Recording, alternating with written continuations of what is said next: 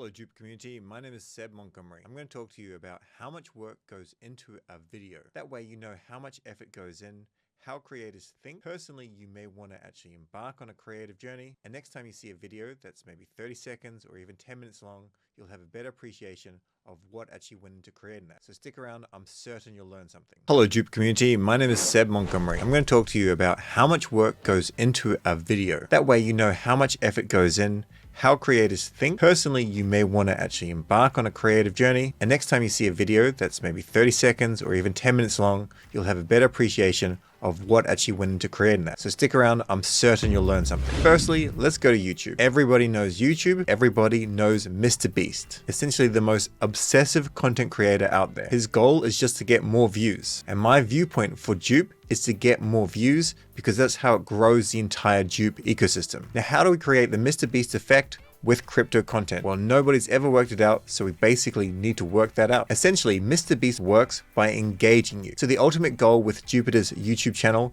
is to educate you while keeping you engaged. Now, the actual YouTube channel is not very old, starting in February. So we have 3 months under the belt, 6,000 subscribers, and almost 15,000 hours of watch time. Some videos have done quite well. These are shorts. Others that have been helping the community, this one relates to Uprock, have done well. And the live streams also do really well, but this is just the beginning. The goal is to iterate and to provide value. Videos like this provide value, has nothing to do with crypto, but they go viral, and going viral is the goal. If you've never been trying to build on YouTube, it's hard to realize how many people actually go into it. Now, of course, Mr. Beast is in a league of his own, but the actual Mr. Beast team is made up of over 250 people. I'm unsure how many are script writers or editors, but my belief would be over 50. Let's take a look at Coin Bureau. This is one of the most successful channels out there when it comes to crypto. 2.5 million subscribers. Their most popular videos have over 1 million views. Now, I don't know how big the team is, but they have a company size of 11 to 50 employees as per LinkedIn. Another really cool channel that's in this ecosystem is CoinGecko. They push out a lot of content, they're really well marketed, and they average around 5,000 views. And they have over 200,000 subscribers. Now, I bring up the views simply because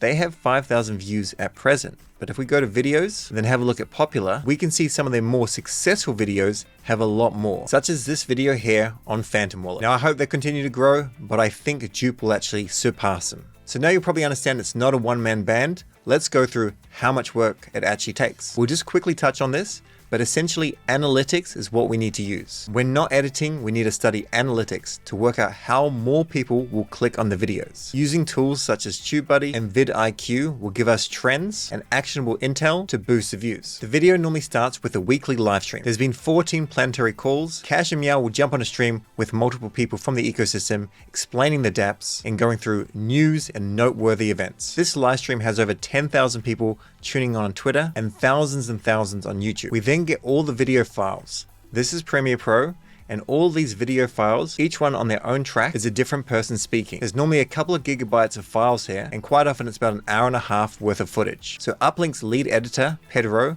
he goes through all the footage and he cuts out the things that are most popular. As an example, this is from Call 13. You've got something on DiviBet, Exchange Art, dBridge, something on the Uplink Working Group itself, and a whole lot more, including bloopers. This is an example of a blooper video. When we go through the timeline, there's lots of different things that are keeping you engaged, making you laugh, and keeping it known that Jup is a human team. But if you look at the actual picture, you can see there's a lot of different things going on with movement and things to keep your eyes tracking, animations, JPEG, transitions, templates, some memes as well, and a whole lot more. If you watch this on YouTube, you may think it takes an hour or so to edit. The truth is, for this to be really engaging, you need a very experienced editor. And this is realistically about 8 hours of editing. With the last 14 calls, we've been trying to improve things step by step. One of the major things is finding an editor skilled enough to create really engaging content. Now, quite often when developers speak, they speak in technical terms, things that people are not going to understand. So what the role of an editor is to make sure that as many points are getting across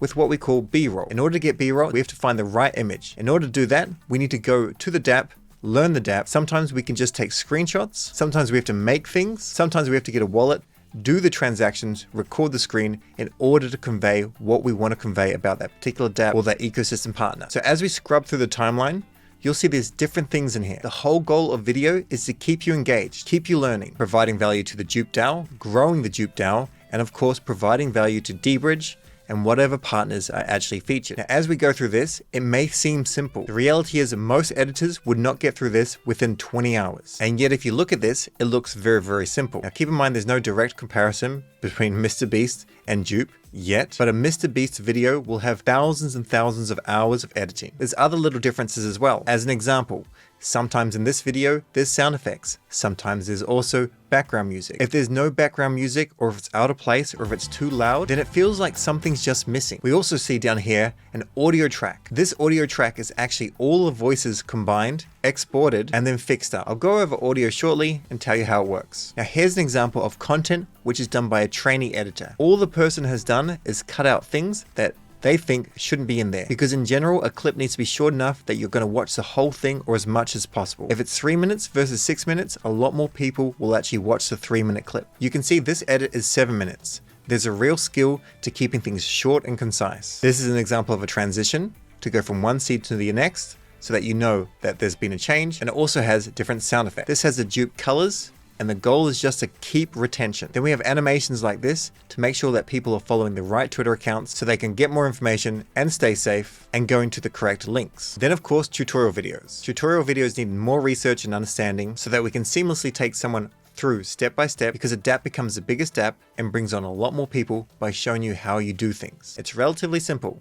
It can take a little bit of time to film, more time to research, and then the edits are generally pretty straightforward. But this is what it looks like. As we scrub the timeline, we go through all these different things. There's little things popping up just to keep you engaged. But the main value proposition here is you're going to learn something, and you're going to learn it faster than you can get it elsewhere. So we go through the entire thing, and this goes through every step of setting up a wallet safely by not showing your seed phrase, getting SOL, doing a swap, and being aware of the ecosystem. Now this tutorial has some background music, it's got some sound effects, but it has this actual audio. If I push play, you're not going to hear it, but we can see the actual sound levels over here. The sound is not peaking to the level that it professionally should, but sound is basically the most important thing when it comes to a video. If there's a lot of background noise, if it's too loud, if there's too much echo, if it's too quiet, this will distract you immediately from the video. All the files are on Dropbox for all the editors to share, so we go and export this. Rendering audio files doesn't take very long. Rendering video files and doing the editing needs a pretty decent PC. Ideally, you also have 200 megabits upload as an internet connection